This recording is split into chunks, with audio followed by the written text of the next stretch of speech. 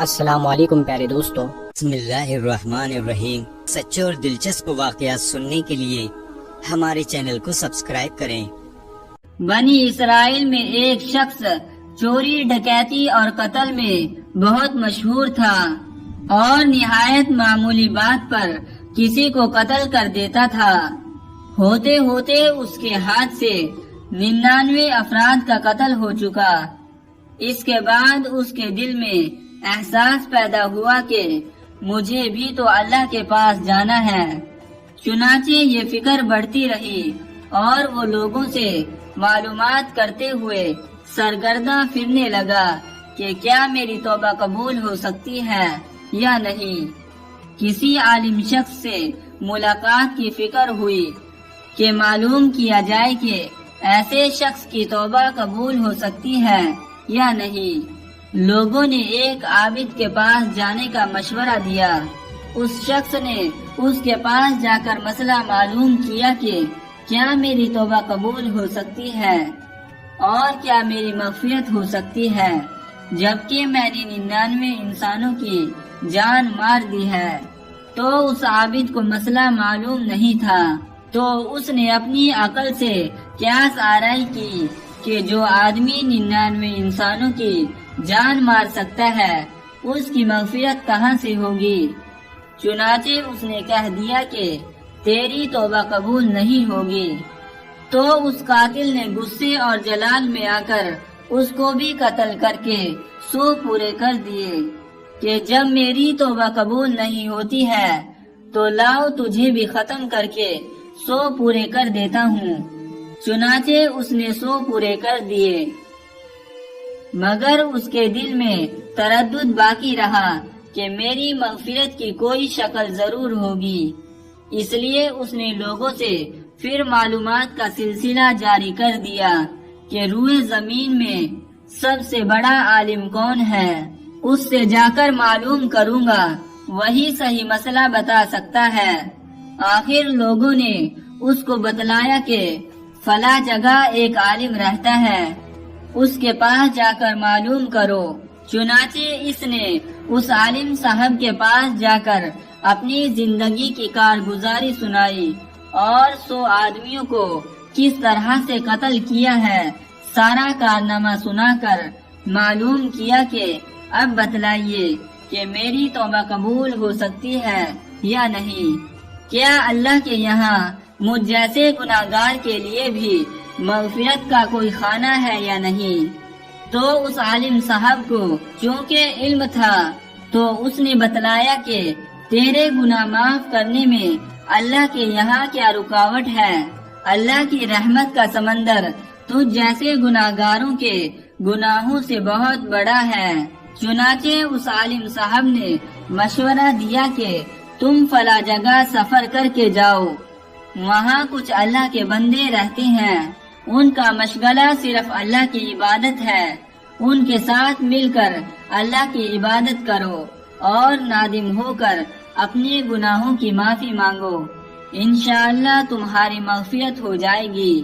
جب اس شخص نے آدھا راستہ طے کر لیا تو ملک الموت آ گئے اور اس کی موت ہو گئی۔ اب اس کی روح لے جانے کا مسئلہ کھڑا ہوا۔ آسمانوں سے رحمت کے فرشتے بھی آئے اور عذاب کے فرشتے بھی۔ رحمت کے فرشتے کہنے لگے کہ اس کی روح لے جانے کا حق ہم کو ہے، اس لیے کہ یہ سچے دل سے تابع ہو کر عبادت کے لیے جا رہا ہے۔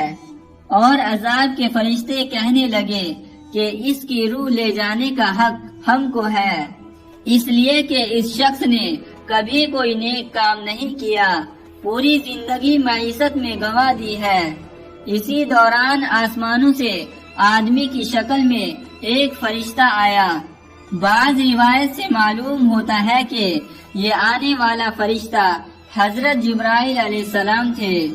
چنانچہ اس فرشتے نے تشریف لا کر ان دونوں طرف کے فرشتوں کے درمیان یہ فیصلہ کیا کہ دونوں طرف کی مسافت ناپ کر کے دیکھ لو کہ جہاں سے آ رہا ہے وہاں کی مسافت قریب ہے یا جہاں جا رہا ہے وہاں کی مسافت، لہذا جہاں کی مسافت قریب ہو اس شخص کو وہاں والوں میں شمار کر دیا جائے۔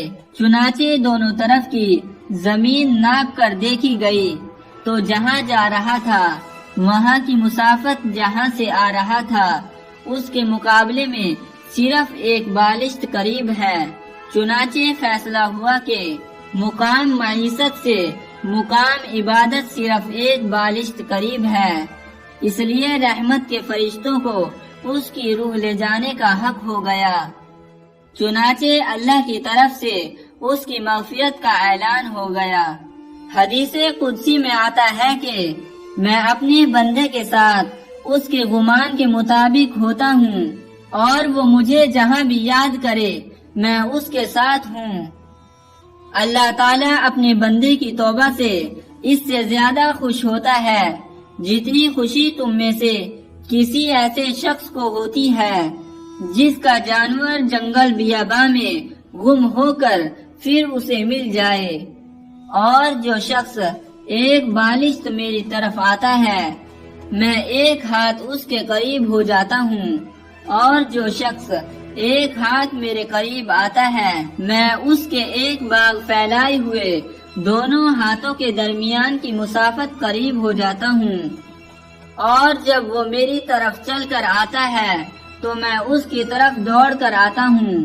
دوستو، معلوم ہوا کہ انسان جب بھی سچے دل کے ساتھ توبہ کرے گا تو اللہ تعالیٰ ضرور قبول فرمائیں گے۔